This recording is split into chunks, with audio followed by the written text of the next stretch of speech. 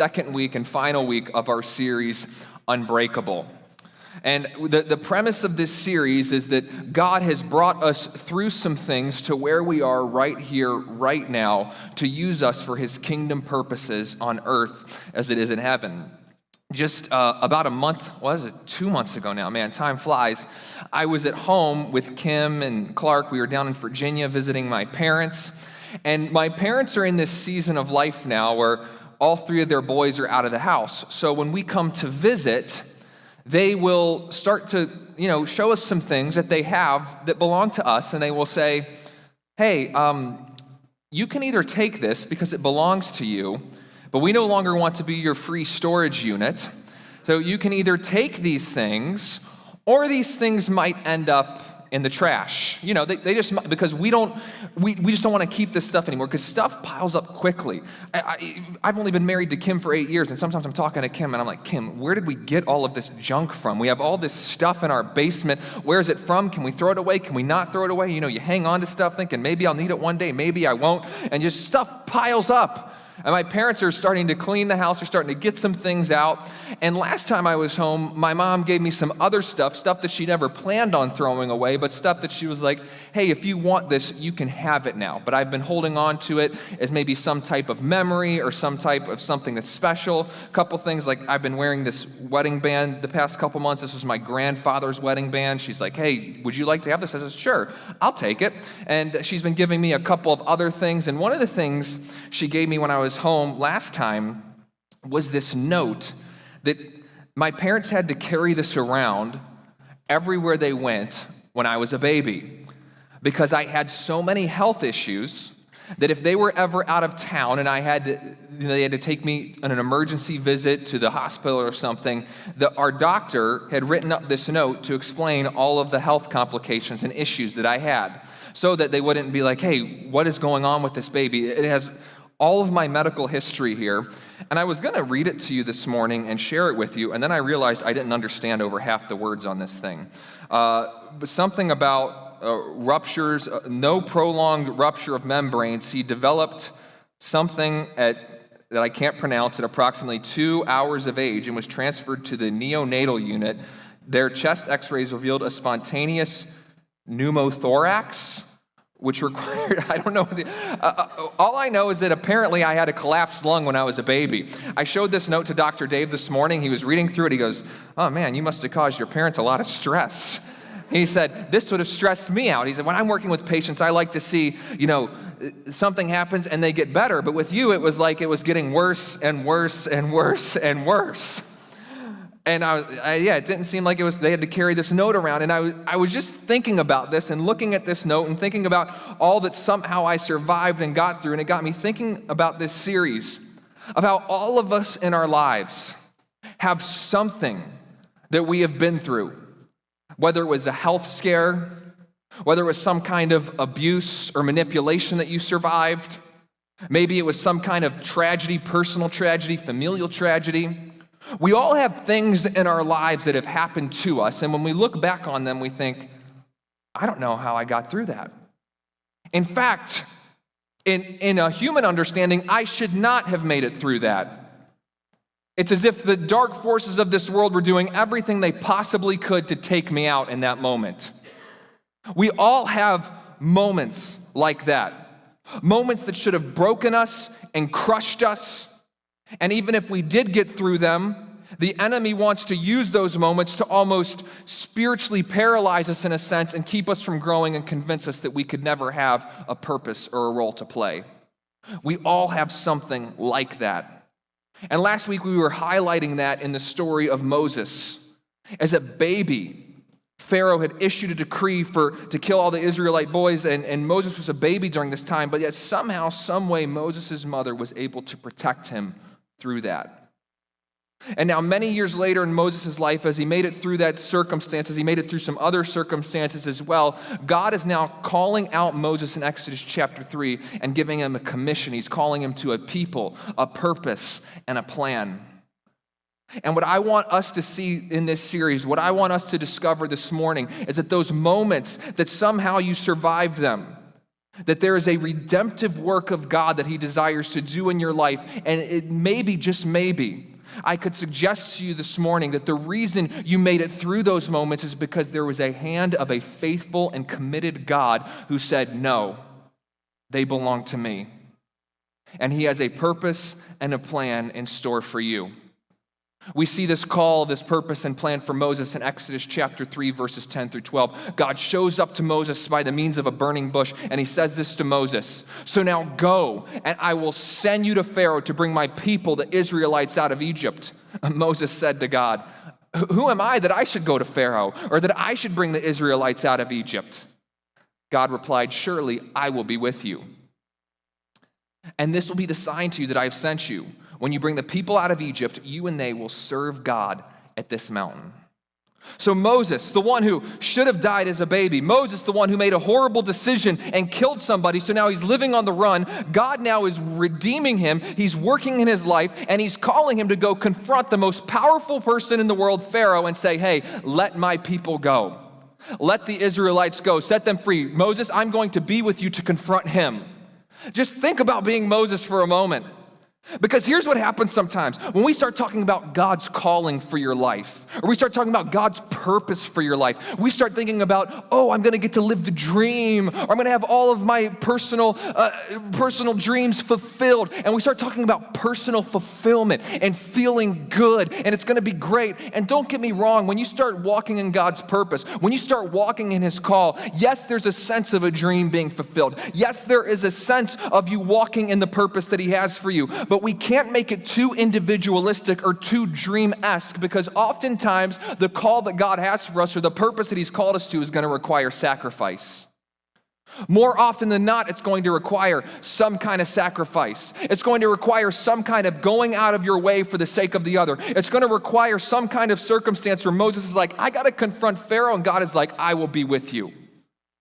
It's going to require you saying, I'm not just going to exist for me, I exist for someone else.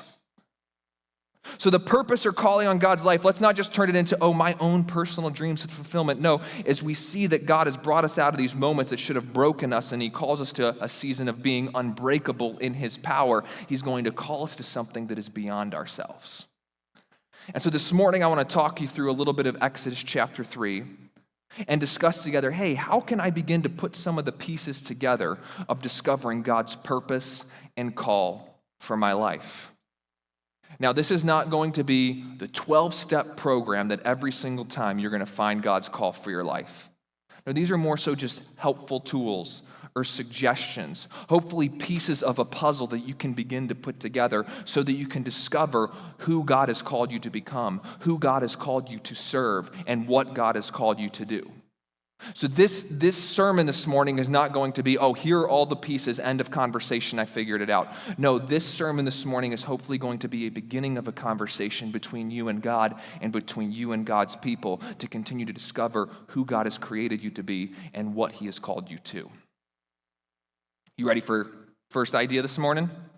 Let's do it. We're in this. I know some of you, the thing that you were surviving, that God is going to bring you through, is missing the Bills game this morning. He is going to bring you through it. He can redeem that. It's all going to be good. Thank you for being here to praise the Lord this morning, but you're going to make it through. We got this. So the first thing is we are going to focus on who God is. I know, that's just so profound, right? If we're going to discover who God has called us to be, to do what God has called us to do, we must focus on who he is. We will best know who we are when we know who God is. When God comes to Moses in the form of the burning bush, I can't imagine but to think that Moses was a little bit confused at first. He was probably thinking, what is happening right now? This is a bit strange. I don't really get this. But then God reveals himself immediately to Moses in a way that Moses would have recognized him. God says this to Moses in Exodus chapter 3, verse 6. He said, I am the God of your father, the God of Abraham, the God of Isaac, and the God of Jacob. Then Moses hid his face because he was afraid to look at God. He says, I'm the God of Abraham, Isaac, and Jacob. You see, we were probably in a point in Israel's history at this point in time where they did not yet have the book of Genesis written down. We actually believe that Moses most likely wrote that book, but these were at least stories that the Jewish people shared among themselves. They would have known the stories of Abraham, how God called Abraham, how God is working in Isaac, the story of Jacob wrestling with God. They would have known these stories, verbally shared these stories. These stories were a part of who they are. And so when Moses is experiencing God in this strange way, God says, hey, it's all good. You know who I am. Your fathers, your ancestors, your family, they talk about me. You know who I am. I am the God of Abraham, Isaac, and Jacob. This is so helpful for some of us because some of you have been rediscovering who Jesus is. You feel like you've been reconnecting to Jesus. And growing up, maybe your parents or grandparents took you to church and talked to you a lot about Jesus, or maybe a loved one or friends. You were at these church settings and they would talk about Jesus a lot. And you maybe at one point in time in your life had an experience with Jesus, but now you felt like you've drifted and you're starting to reconnect with Jesus again. Maybe you've even been connecting with him here at New Story Church. But you've been a little bit, what's going on here? This seems a little bit confusing because things seem a little bit different.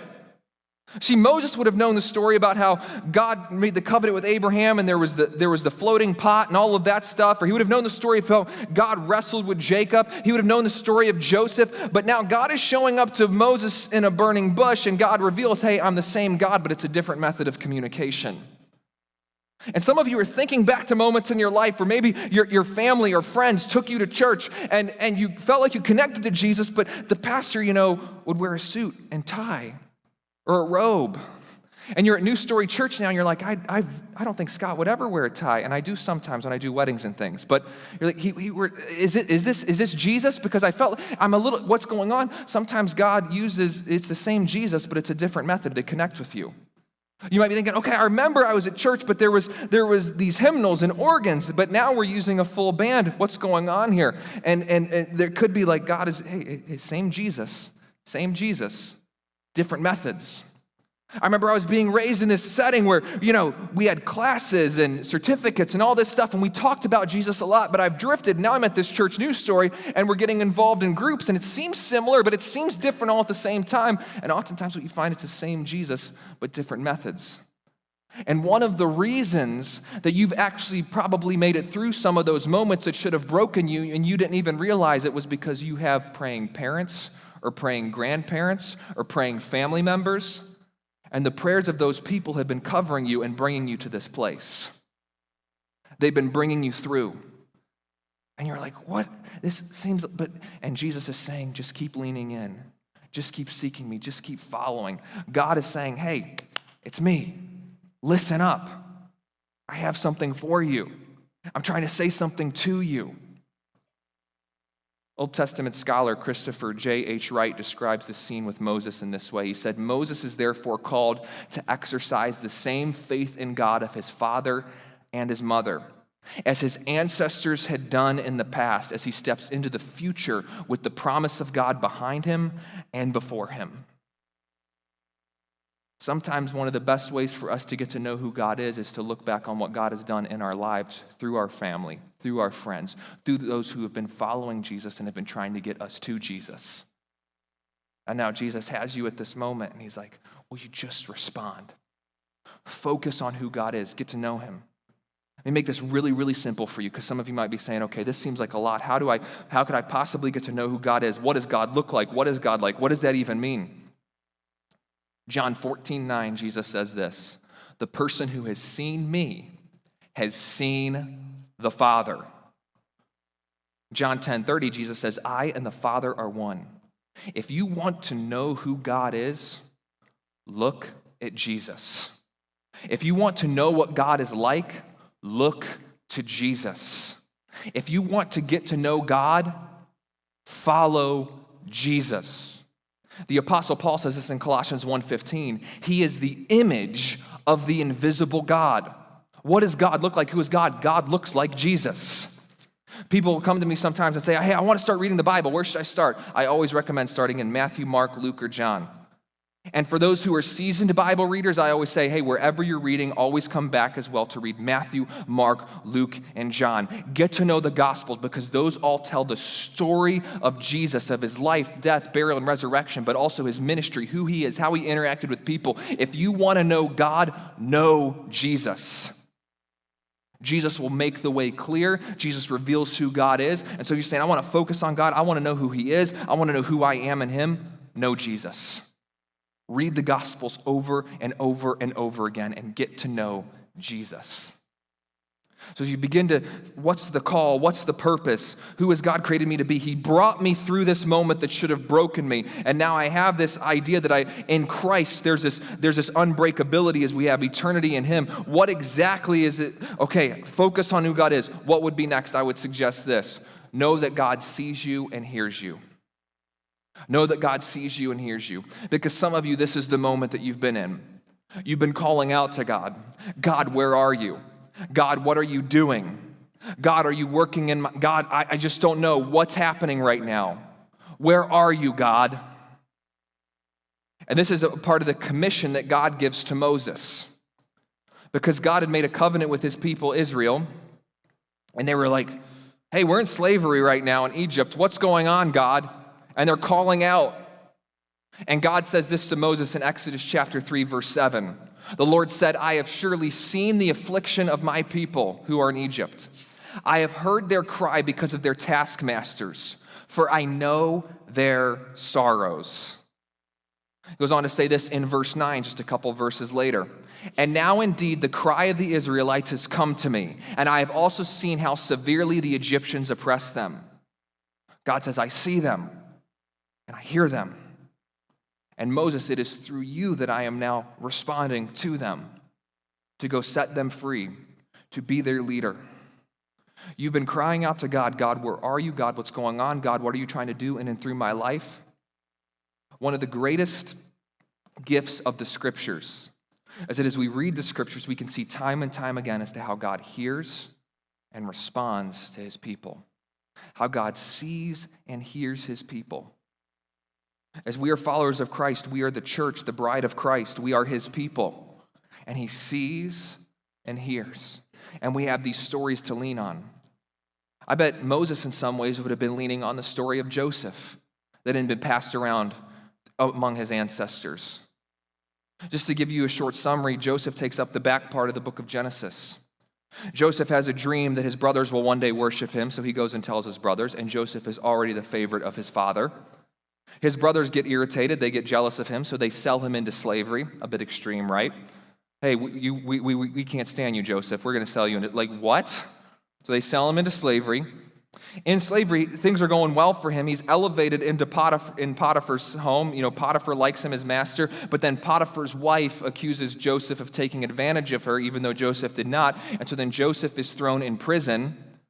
And in prison, Joseph ends up interpreting a couple of dreams, and one of the guys says, hey, when I'm restored to Pharaoh, I'll let Pharaoh know about you. He forgets to tell Pharaoh, but then ultimately he ends up telling Pharaoh because Pharaoh has a dream, and then Pharaoh brings Joseph out of prison, and he elevates Joseph. Joseph becomes the second most powerful person in all of Egypt, and then in that, Joseph is reconciled to his brothers. Joseph, who kept crying out to God, I'm sure, in slavery, who was crying out to God while he was in prison, he ends up being the guy who looks at his brothers who had rejected him, and he says this in Genesis 50:20. As for you, you meant to harm me, but God intended it for a good purpose, so he could preserve the lives of many people, as you can see this day. Joseph says to his brothers, what you meant for evil, God worked in it, and he redeemed it, and he made it into something for good. I bet the Israelites had clung to a story like Joseph. As the Israelites were in bondage and slavery, they would probably think of, oh, what about when God heard Joseph in prison, or when God heard Joseph in slavery, and then he brought Joseph out? Will he do the same thing for us? I bet Moses, as he was even a bit of his own exile, as he had ran away from his people, as he had moments where I'm sure he talked with God, he thought back to, will you move in my life and bring some redemption like you did for Joseph? And I want you to know this morning that same God who brought about redemption for his people is now bringing about redemption today as well. That just as you might be in a spot where you're wondering, God, where are you? What are you doing? We have these stories of faith that we can lean on to know that God sees and God hears his people. He sees and he hears and he responds. He begins to call you and shape you into the likeness of Christ. Because we are now, as followers of Jesus, and even a different time than Moses was. Jesus has ascended to the right hand of God. He's the King of all creation, and we have the Spirit of God at work within us. And the Apostle Paul wrote this to the church at Rome in Romans 8:28. He said, "We know in fact that God works all things together for the good to those who love him, who are called according to his purposes." So there might be things that have happened to you or around you that have damaged you. And God is saying, that's not my desire for you. Let me heal you from that. Let me bring about a good work and redemption. Because as we've talked about before, we live in a war zone. There are dark forces at work in this world, and there are things that happen at times that are outside of what God has desired for his creation. And as we become, in a sense, casualties of war, of casualties of the war zone, God desires to bring about his redemptive purposes and work all things for the good of those who love him and are called according to his purposes. But I think there's an even deeper challenge here in Romans 8:28. And because I know this might be a bit of a challenge for some people, but I just would ask that you'd be receptive to the Spirit of God on this. I think there are some people who you know God sees you and hears you, but you've almost become addicted to the attention that the pain brings you. So you let him see you and hear you, but you keep him at an arm's length because you know that when he sees you and hears you, he then also wants to heal you. But you don't necessarily want to be healed because you know that then with that healing comes new life and new responsibility. And then not every conversation and situation is going to be about you, but it's going to start to be about others. I know this might be hard for some, but I think there's some people you know God has been seeing you. You know God has been hearing you. And now he's desiring to heal you. He's desiring to bring you out of Egypt. I've heard it said before, some of us want out of Egypt, but we don't let Egypt get out of us. It happens with the Israelites. They say, hey, Moses, things were better for us back in Egypt. Let's go back there. You're like, oh man, and this starts to happen. And so people almost become addicted to living in the pain. They almost become addicted to living in this mentality because then every conversation is about your complaints. Every conversation is about what you're going through. Every situation is about me, me, me, me, me. And God's saying, let me heal you because there's something better in store for you.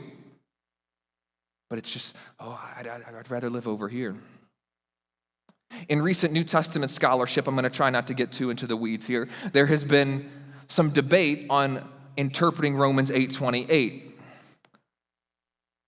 And a more recent translation that some scholarship has brought up has suggested that we should interpret Romans 8:28 this way.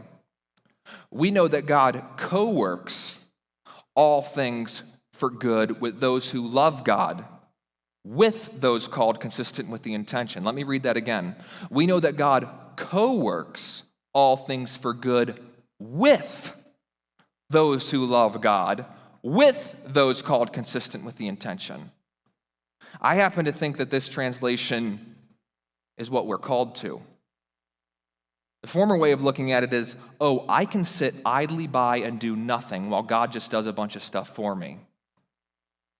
But what this translation would suggest is that as God is beginning his redemptive work in your life, he's called you to be a part of his redemptive work in the world.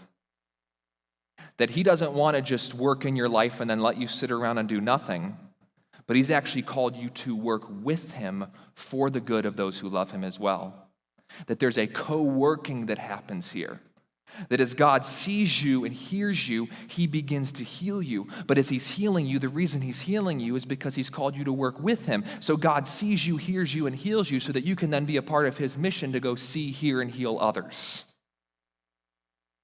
And will you, if you've been somebody who you know God sees you, you know God hears you, he's been trying to heal you, would you just let him begin that healing work in your life? I'm not saying it's going to happen immediately, although it does for some. It might be a process of healing, but will you let him heal you so that life doesn't just have to be about you, but it can be about his kingdom purpose. It can be about others. It can be about co-working with God for his good work in the world. You see, God sees you, hears you, and heals you. And when he sees you, hears you, and heals you, he then calls you to be a person who goes, sees, hears, and heals others. That's part of your calling. That's part of who he has called us to be as a church, to not just live for ourselves, but to live for others. Which leads us to our last concept this morning to consider as you're wrestling with, as you're putting the pieces together. Respond when God sends you. Respond when God sends you. When you look at the scriptures, God is all about sending. Send, send, send, send, send, send, send. It's what he does. But a lot of us, we don't want to be sent because we'd rather play it safe. Oh, I'm good right here. I'm good right now. I'm good right here. This was my idea. Sometimes God sends you. This is what's going to be difficult sometimes for some of us in navigating the call that God has for us. Because there are some people, God will send you to a place and he will send you there for 40 years. It's your life call. There are some people, though, that God sends you, and you're like, God, I feel like you're sending me somewhere new every 2 stinking years. People think I have a consistency issue. People think that I'm an inconsistent. No, it's not you, it's him. He told you to go, and you're listening. God, why do you keep telling me to go? I just want to stay. Some people, it's God will send you to one place for 10 years. He'll send you another place for 2 years. He'll send you another place for 15 years. And he's sending and shaping you into the likeness of Christ. And God is a sending God. God sends Moses. This goes back to our core text, Exodus 3:10. So now go, and I will send you to Pharaoh to bring my people, the Israelites, out of Egypt. God sent Abraham in Genesis. God sends Moses. God ultimately ends up sending the Israelites to go be a light to the nations. God sends his son Jesus to rescue and restore and renew the creation. And then what does Jesus do? Who is God? Jesus sends us. Jesus sends his followers to go and make disciples. He is a sending God. Send, send, send, send, send. And so often we just want to play it safe. Oh, I'm good right here. And God says, no, it's ready for you. I'm ready for you to go there. I'm ready to send you. He is a sending God. And so some of us might then be like Moses, because Moses begins to have this debate with God. He's like, God, I can't speak, I can't talk. God's like, first of all, I'll be with you. Secondly, hey, I'm going to send you your brother Aaron, your sister Miriam. They're going to be with you. They're going to lead with you. You're going to be good. Moses is thinking, hey, I don't really have any gifts or abilities. God says, hey, take this staff. Do some fun little tricks with it. Moses, Pharaoh will begin to see that I have sent you. And now in the time that we live in, as those who are followers of Jesus, the Holy Spirit of God lives within inside of us. And guess what? As somebody who is a temple of the Holy Spirit, you have been given gifts and abilities by God for his kingdom purposes, to serve others and build his kingdom. 1 Peter 4:10, Peter says it this way. He said, just as each one has received a gift, use it to serve one another. Look, just as you received a gift, it doesn't say, use it to fulfill your personal dreams for your life. Although that could, once again, those things can be a part of it at times. Walking in your purpose, there's moments where you're thriving. You're like, yeah, I'm created for this. Boom, boom, boom. But there are moments of sacrifice to serve others as good stewards of the varied grace of God. What I want you all to hear this morning is this. You are not here by accident. God has a purpose in store for each and every one of us, but that purpose will at times require something of us. Oftentimes it will, actually. And will we trust God to go where it is that he has sent us? Here's a question to think through. Will you go when you are sent? Answer, will I go when I am sent? When I get to know the voice of God, when I hear his Spirit leading me, will I go when I'm sent? Even if it's intimidating, even if it's nerve-wracking, even if it's going to cost me something, will you go when you are sent? And the second question, this one's just going to be helpful in navigating who God has called you to be, what he's called you to do. Think about this. What problem do you see that others are avoiding? What problem do you see that others are avoiding? Chances are, if there's a problem that you've noticed that others are avoiding, it might just be that God is asking you to be one of the people who's a part of the solution. God might just be asking you to be someone who knows who you are in such a solid way in Christ that you begin to serve others in that context just as Jesus came to serve. One last passage for you today. One of my favorite passages in all the scriptures. We come to it time and time again. It's a reminder for us of who we're called to be and what we're called to do. It comes from Matthew 16:24. Then Jesus said to his disciples, "If anyone wants to become my follower, he must deny himself, take up his cross, and follow me." I want to extend this invitation to you today. Whether you're new to faith, whether you've been in church your entire life, how and where and to who is Jesus calling you to pick up your cross for? So that, as his follower, you will serve others and be a part of his kingdom work on earth as it is in heaven. We here as a church exist to write a new story in our community, in our city. And the best way for us to do that is when we as a church say yes to the call of Jesus. To know who Jesus is, so that we will then know who we are. To know that in him, he is redeeming and working, that he's brought us to this place for a reason. His hand has been on our lives. To begin to know that he sees you and hears you, but when he sees you and hears you, he sees you and hears you so that he can see, hear, and heal you, and then you can go see, hear, and heal others. And then when he sends you, we're going to be the people who say yes to God. Yes, yes, yes. And when you're intimidated, guess what? We have this group of people called the church, and we lean on one another, and we move forward together as we participate in bringing about his work of new creation wherever it is that he has placed us. Would you please bow your heads and join me in prayer this morning? Jesus, we thank you